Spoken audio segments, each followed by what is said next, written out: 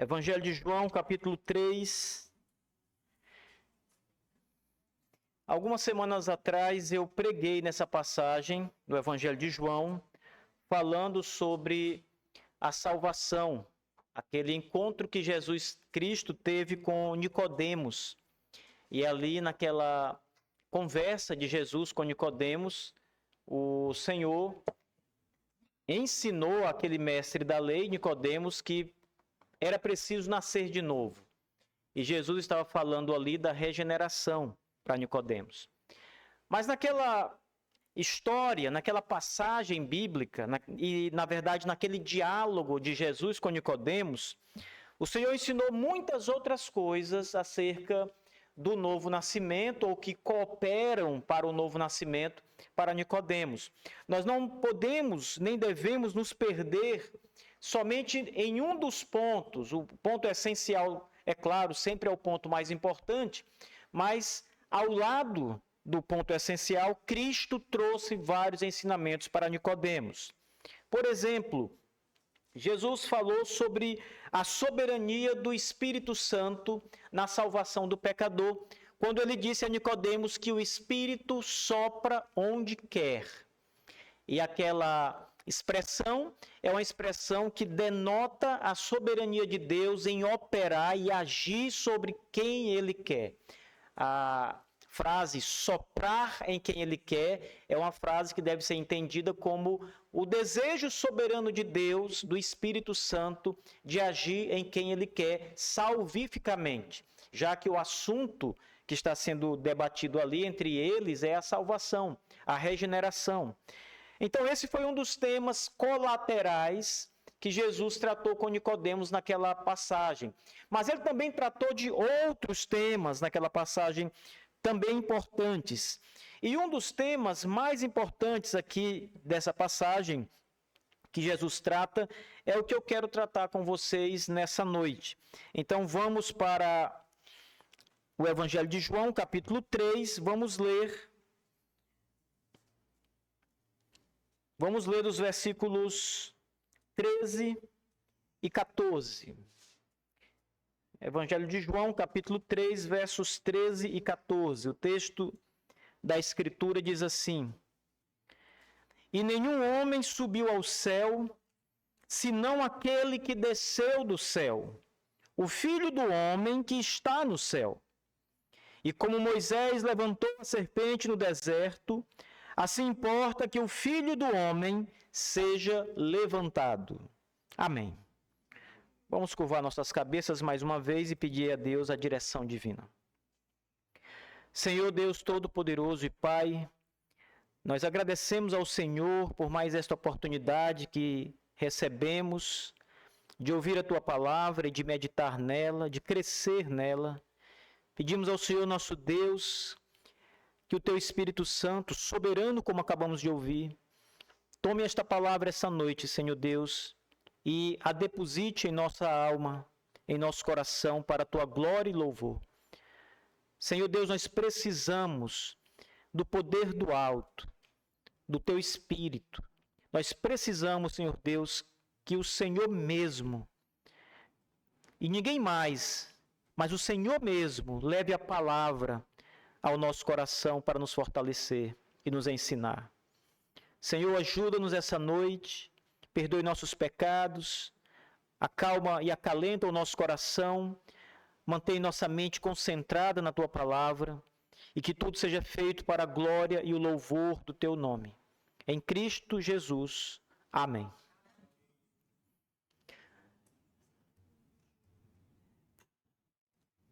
Irmãos,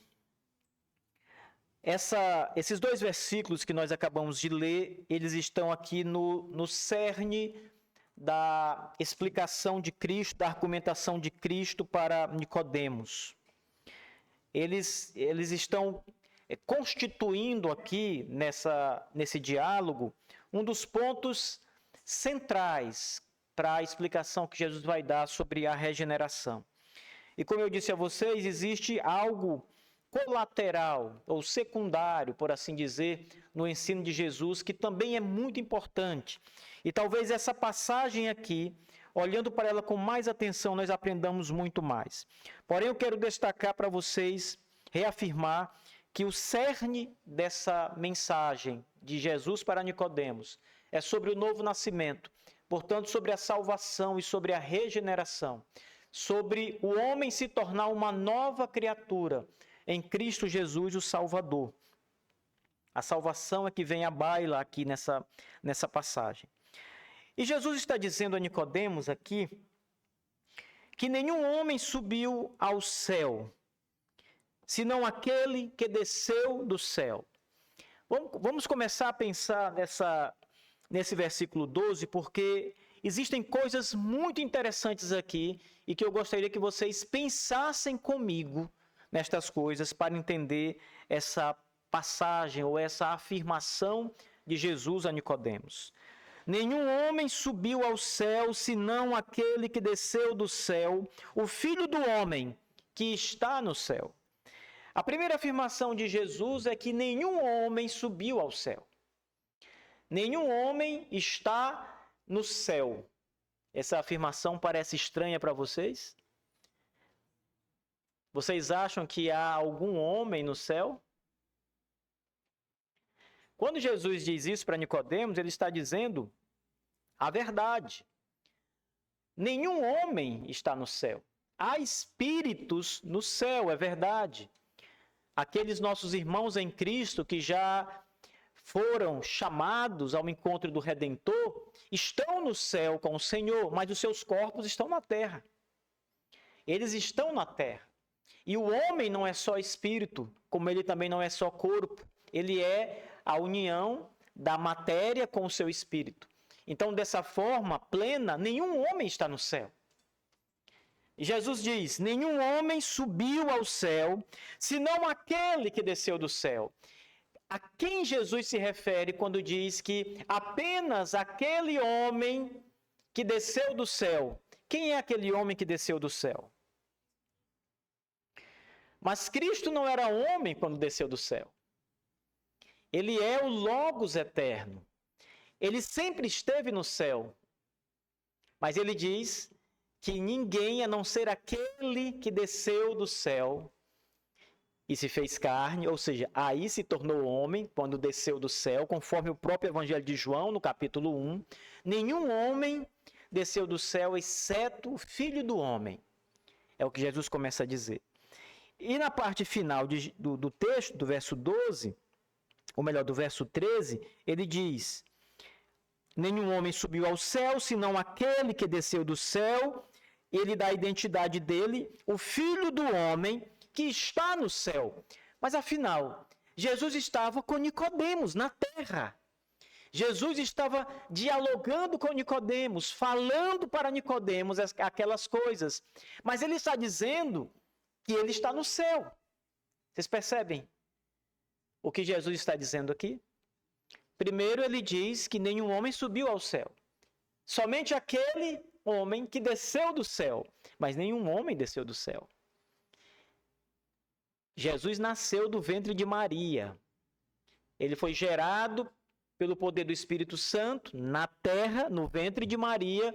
E então Maria, virgem, deu à luz a Jesus, como nós conhecemos muito bem a história. Mas logo depois Jesus diz outra coisa. Ele diz, senão o Filho do Homem que está no céu. Esse mesmo Filho do Homem que desceu do céu, Jesus diz, ele também está no céu. A expressão Filho do Homem, ela é um título messiânico. Ou seja, é um título que remete à divindade de Jesus. Sempre que a Bíblia, ou melhor, quase sempre que a Bíblia usar a expressão Filho do Homem ou Filho de Deus, nós devemos pensar e olhar no contexto se a referência é à divindade de Jesus. Se de alguma maneira a divindade de Jesus está sendo ali mencionada. Nós sabemos que Jesus, ele é uma pessoa com duas naturezas. Ele tem a natureza humana, ele então é um homem como nós, mas ele também tem a natureza divina, e neste caso ele é Deus Todo-Poderoso. Quando a expressão Filho do Homem aparece, ou a expressão Filho de Deus aparece, nós devemos olhar cuidadosamente se ali há alguma menção ou ensinamento sobre a divindade de Cristo. Geralmente há, sobre a divindade do Senhor, quando o texto se refere a Jesus como Filho do homem ou Filho de Deus. Aqui, irmãos, o que Jesus está ensinando para Nicodemos é algo muito interessante. Ele está dizendo que somente pelo Filho do homem, que estava no céu e desceu do céu e está no céu, há salvação. A regeneração, o novo nascimento, que é o que nós estamos aqui considerando o diálogo como um todo, como eu disse, é sobre o novo nascimento e a salvação. A salvação só pode ser realizada por Deus. E Jesus é Deus. Ele é uma pessoa com as duas naturezas, e ele tem a natureza divina, então ele é divino, ele é o Senhor dos céus e da terra. Ele é o Deus Todo-Poderoso. Ele é Yahvé. Ele é o grande eu sou. Ele é o Senhor absoluto. No verso 13, ele diz, e nenhum homem subiu, no verso 14, e como Moisés levantou a serpente no deserto, assim importa que o Filho do homem seja levantado.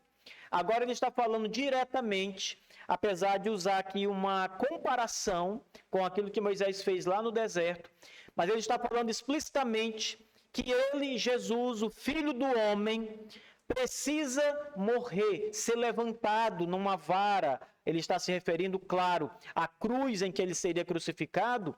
Ele está dizendo, aquele Filho do homem que desceu do céu e está no céu, ele precisa morrer para que haja salvação, para que haja novo nascimento, para que haja regeneração.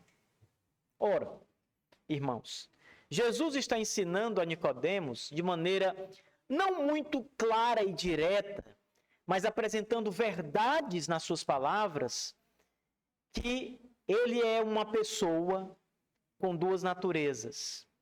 Essa verdade, meus irmãos, ela é muito complexa. Ao longo de toda a história da igreja, quando se fala sobre Jesus Cristo, muitas vezes a igreja precisou se posicionar de maneira muito firme para defender a doutrina verdadeira contra a heresia. Existem várias heresias cristológicas, ou seja, acerca de Cristo. Por exemplo, o nestorianismo, o sabelianismo. São muitas as heresias, na verdade, sobre cristologia. Cada heresia dessas aborda um ponto distinto da cristologia. O nestorianismo, por exemplo, ele aborda exatamente a questão das duas naturezas. Nestório, que era um bispo da igreja, ele tinha uma visão diferente daquela visão que a igreja como um todo sempre teve acerca da pessoa de Jesus e das suas duas naturezas. Ele começou a ensinar algo que não era aquilo que foi pregado, defendido e ensinado pela igreja nos primeiros séculos da história cristã. De maneira que o que ele ensinou, que era nós cremos numa doutrina chamada união hipostática, em que as duas naturezas, a divina e a humana, estão unidas numa mesma pessoa. Mas Nestório, ou melhor, o nestorianismo, que é algo já que veio depois de Nestório, mas ganhou o nome dele, eles ensinavam que as naturezas não estão ali unidas na mesma pessoa, mas que eram coisas separadas e distintas, sabe? Então Jesus ele está aqui nessa passagem falando para Nicodemos sobre essas duas naturezas, porque senão nós teremos um grande problema para entender esse texto. Como ele pode ter vindo do céu e como ele pode estar falando com Nicodemos e estar no céu ao mesmo tempo? Como é que Jesus poderia estar ali conversando com o homem e ao mesmo tempo dizer o Filho do homem que está no céu? Então, como é que ele estava na terra e no céu ao mesmo tempo? Você pode fazer um raciocínio simples. Você pode estar em dois lugares ao mesmo tempo. Você pode estar aqui na igreja e na sua casa ao mesmo tempo, na mesma hora, Você não consegue porque você é uma pessoa com uma natureza. Então é impossível para qualquer ser humano estar em dois lugares ao mesmo tempo. Isso é impossível para nós. Mas Jesus aqui está dizendo que está no céu, no mesmo tempo que está na terra, conversando com Nicodemos. Jesus disse que ninguém subiu ao céu senão aquele que desceu do céu. E aquele que desceu do céu é o Filho do Homem. Ele vai dizer aqui no verso 13. Que está no céu. Desceu e está no céu. Parece um paradoxo, não é? Ele desceu, mas ainda está lá. Como é que pode isso? Como é que alguém pode ter descido de um lugar e continuar no lugar? É a mesma questão. Você não pode estar aqui na igreja e na sua casa ao mesmo tempo.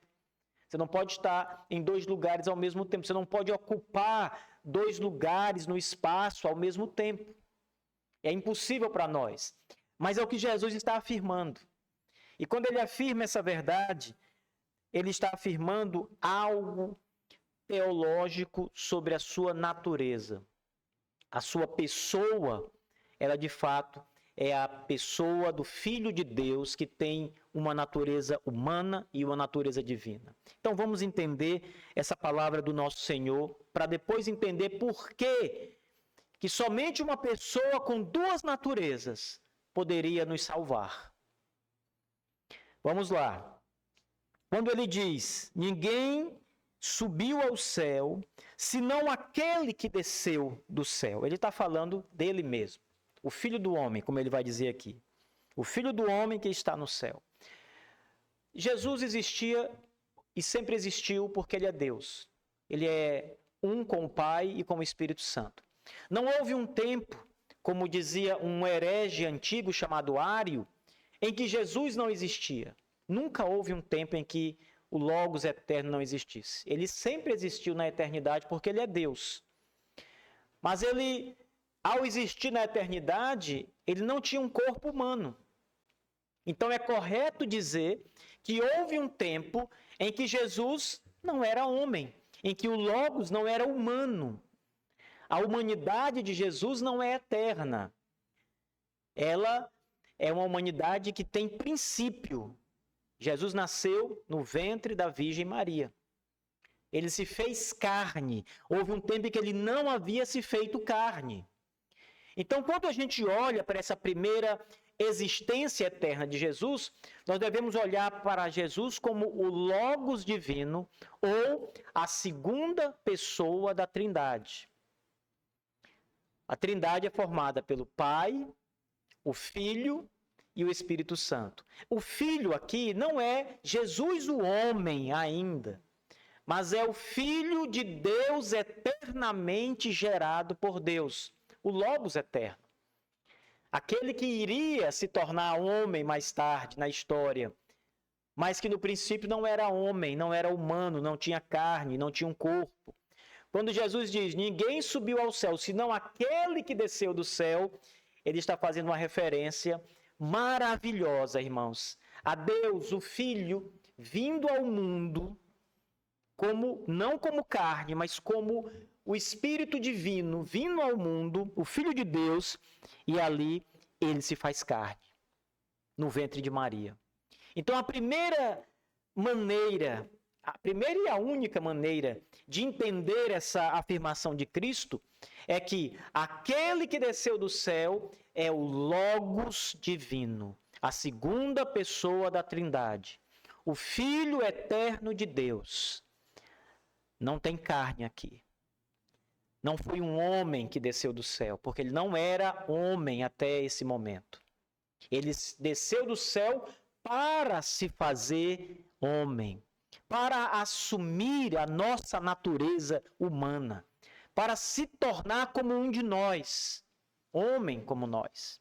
Essa é a primeira maneira de entender esta segunda afirmação de Cristo. Então aqui Jesus está falando sobre ele mesmo em sua natureza divina, como Deus. Ele desceu do céu e se fez homem. João fala sobre isso, meus irmãos, no primeiro capítulo aqui do seu evangelho. Veja, João diz, No princípio era a palavra, ou o verbo. E a palavra estava com Deus. E a palavra era Deus. Essa tradução palavra, talvez algumas das Bíblias de vocês tenham a palavra logos no lugar de palavra, porque logos e palavra é a mesma coisa. Logos é em grego, logos é palavra. No grego está logos. No princípio era o logos, ou a palavra, ou o verbo. É a mesma coisa. Então, João diz, no princípio era a palavra estava com Deus, e a palavra era Deus. E ela estava no princípio com Deus. Todas as coisas foram feitas por ele, e sem ele nada do que foi feito se fez. E aí o verso 14, João diz, e a palavra se fez carne. Perceba, a palavra não era carne até ela se fazer carne. Carne aqui é se tornar homem, né? Assumir a natureza humana. Então, quando Jesus diz lá no capítulo 3, que ninguém subiu ao céu, senão aquele que desceu do céu, o Logos, ele está falando da palavra que veio ao mundo e se fez carne. Ele está falando dele mesmo, em sua natureza divina, descendo do céu e vindo ao mundo dos homens e se fazer um homem como nós. A outra afirmação, no capítulo 3, também remete à divindade de Jesus. Veja, ele diz, mais uma vez, nenhum homem subiu ao céu, senão aquele que desceu do céu, o Filho do homem, que está no céu. Ora, Jesus poderia afirmar isso com precisão e segurança, porque o Logos, ou a palavra, é o próprio Deus. Deus pode estar e está na terra e no céu ao mesmo tempo, porque ele preenche todas as coisas. Ele é o Deus Todo-Poderoso, ele é onipotente, onisciente e onipresente, ele está em todos os lugares ao mesmo tempo. Deus pode estar aqui no Brasil, no Japão, nos Estados Unidos, e na verdade a expressão pode estar já é uma expressão equivocada. Por isso me perdoe por dizê-la. Ele está no Brasil, no Japão, fora do planeta Terra, no inferno e em todo lugar. Porque não há lugar em que o Senhor Deus não esteja. Então, quando Jesus diz, e o Filho do Homem, ele está se referindo a ele em sua natureza divina, como Logos. O Filho do Homem, que está aqui conversando com você e está no céu. Agora mesmo no céu. No Catecismo de Hércules Collins, que nós estudamos aqui na igreja, Hércules Collins ele diz o seguinte, ele se antecipa a algumas perguntas que podem ser feitas sobre a cristologia. E uma das perguntas é mais ou menos assim, como Jesus, agora que morreu e ressuscitou, e está no céu, não é? Jesus está no céu com seu corpo ressuscitado agora. Como Jesus pode estar no céu e na terra ao mesmo tempo? Que corpo é esse?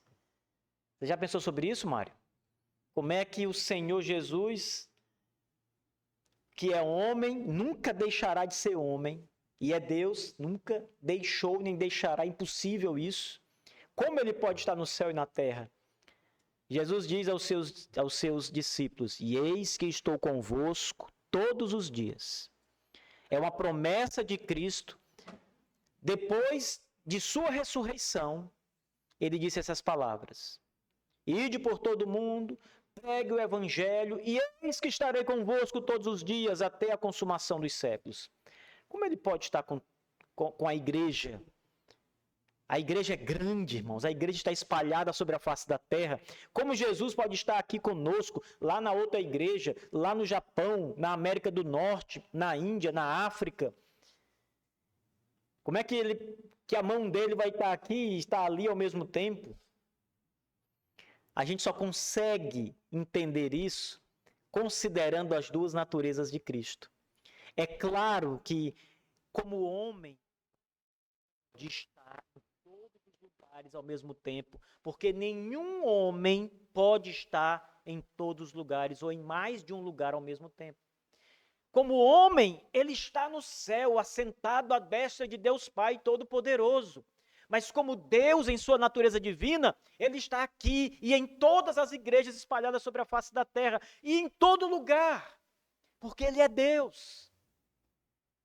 É o que ele está ensinando a Nicodemos. Ele está dizendo a Nicodemos, dentro desse diálogo sobre salvação, que é preciso que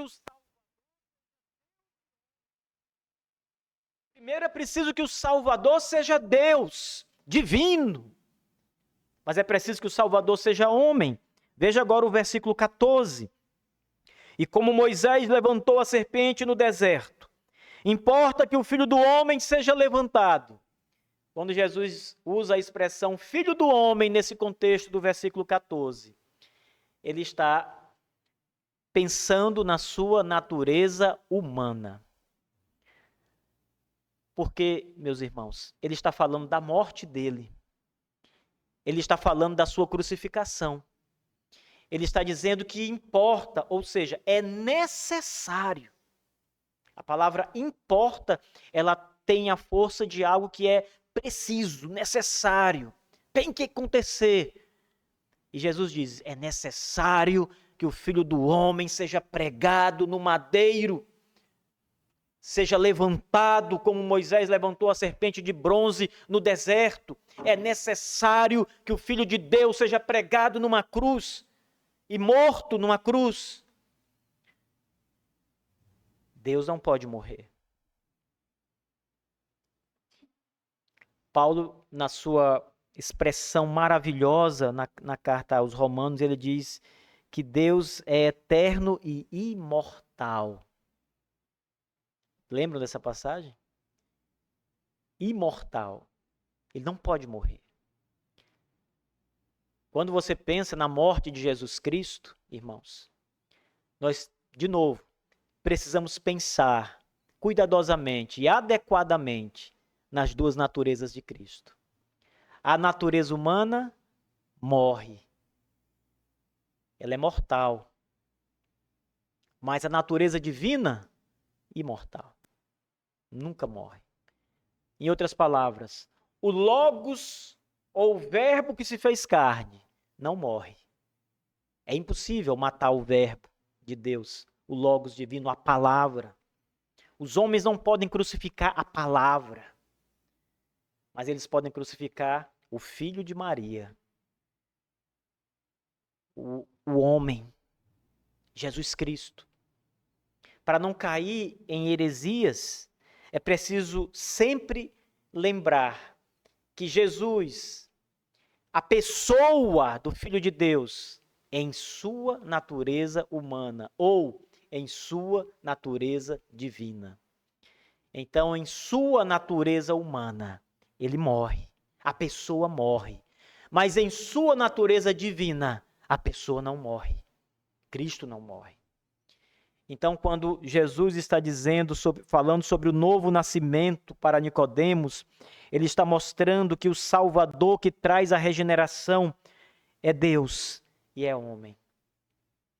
Veja, ele precisava ser homem para trazer a salvação sobre os pecadores, porque Adão, nosso pai, era um homem. Então, um homem tinha que assumir o lugar de outro homem. Na verdade, Jesus assumiu o lugar dos eleitos de Deus, de muitos homens, mas eu me refiro a uma figura humana, teria que assumir o lugar de uma figura humana.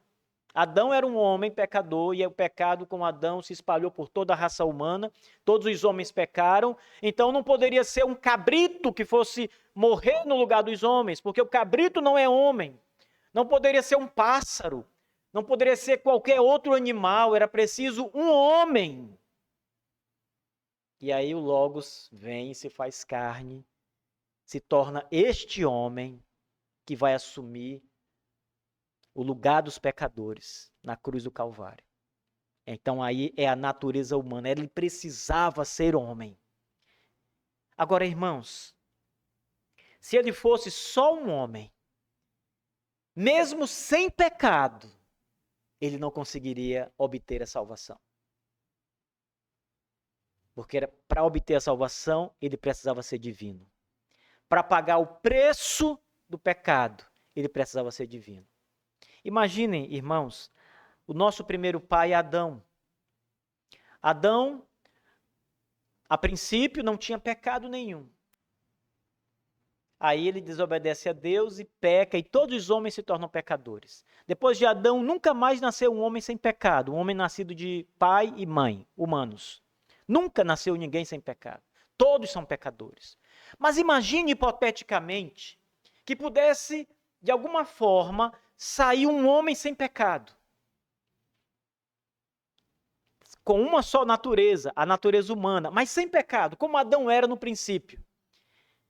Na situação que a coisa está hoje, esse homem não poderia salvar a raça. Porque quando ele fosse morrer pelos pecados, o inferno o engoliria, porque ele é finito e humano. O pecado de todos os homens, a quem ele fosse morrer por eles, o engoliria, o esmagaria, a condenação seria completa e total. Ele não ressuscitaria, porque não é Deus, e estaríamos condenados. Mesmo se um homem sem pecado, mas que fosse apenas homem, morresse em nosso lugar. Porém, o nosso substituto, o nosso Redentor maravilhoso, tem duas naturezas. Ele é homem, porque precisávamos de um homem, mas ele é Deus, porque precisávamos de Deus. Precisávamos que todo o pecado, o inferno e tudo que fosse lançado sobre esta pessoa bendita de Jesus fosse nada, porque ele é maior do que tudo. Uma vez, assistindo uma aula de teologia sistemática com um dos nossos professores, ele disse algo interessante, assim, até engraçado. Ele disse: você sabe o que é o inferno para você? Imagine, o que é o inferno para você? O inferno engole você. É maior do que você. O inferno vai consumir todos os homens ímpios e maus, não é?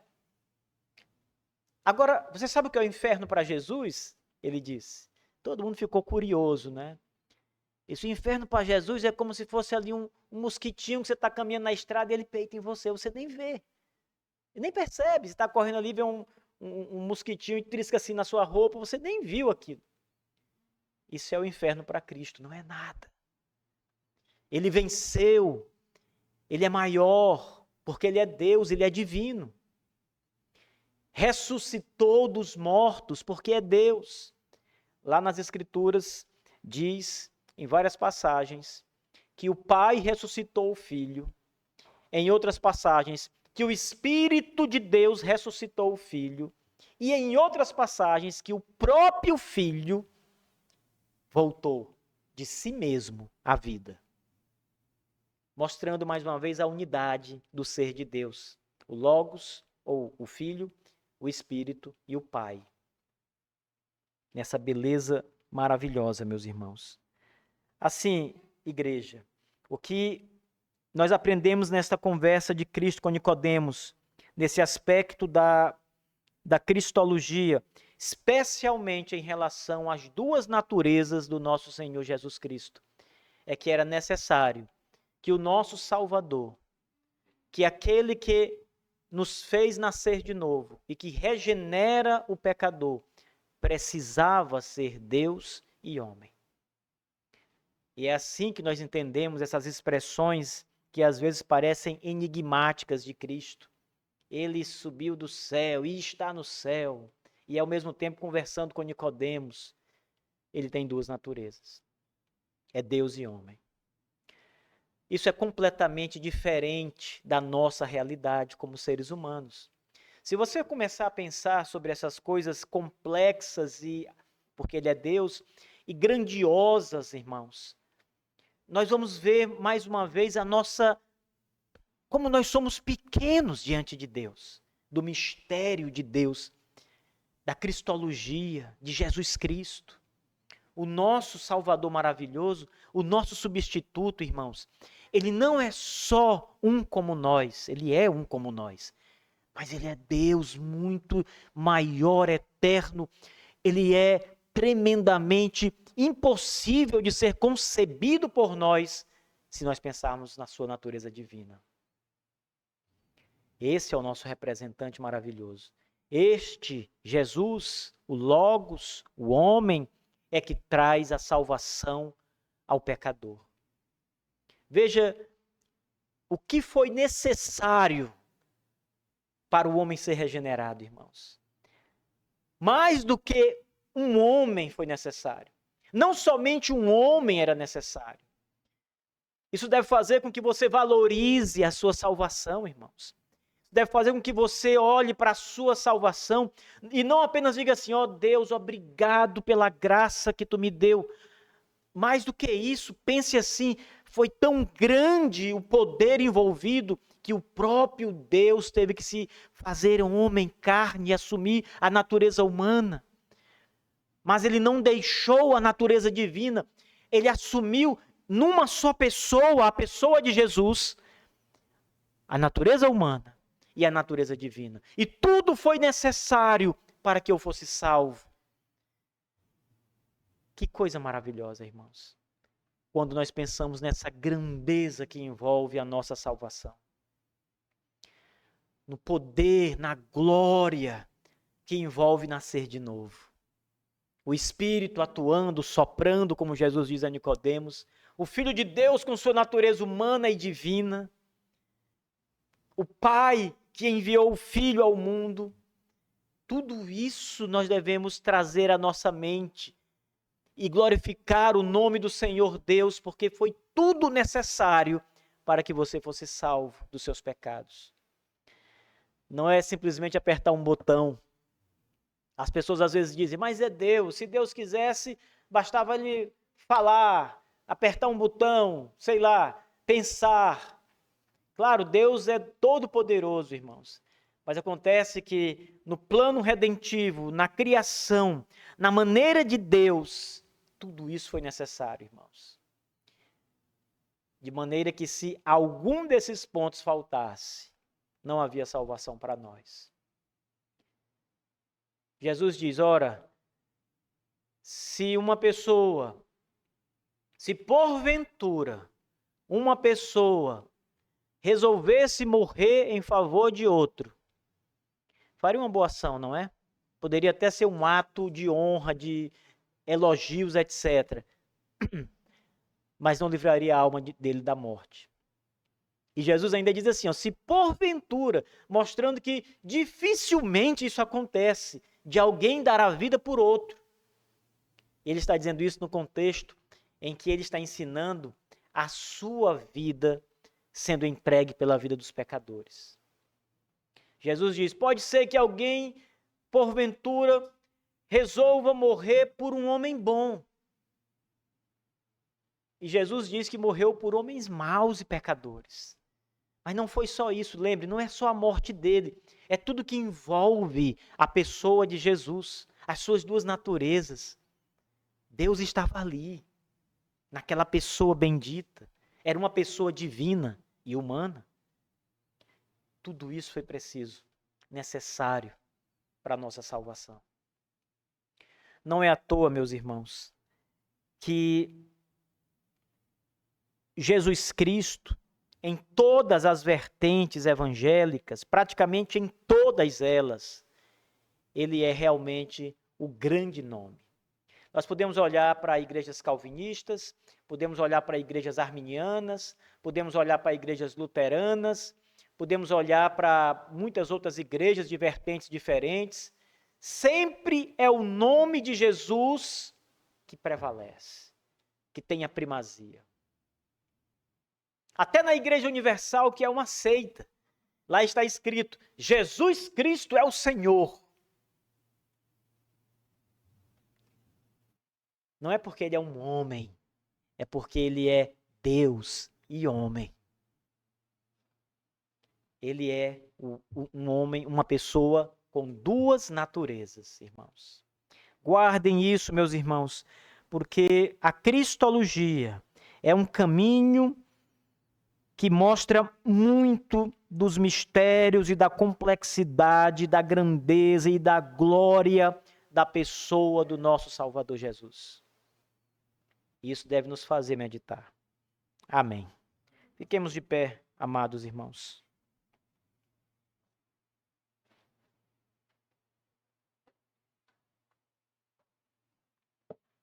Se um dos irmãos desejar se aprofundar nesse tema, eu quero indicar o capítulo 8 da Confissão de Fé Batista de 1689. Porque naquele capítulo os nossos pais vão falar sobre isso, a cristologia. E eles vão falar sobre as duas naturezas. De maneira maravilhosa, irmãos. Vamos orar. Curvem suas cabeças. Senhor nosso Deus e Pai, grande é o Senhor e muito digno de ser louvado.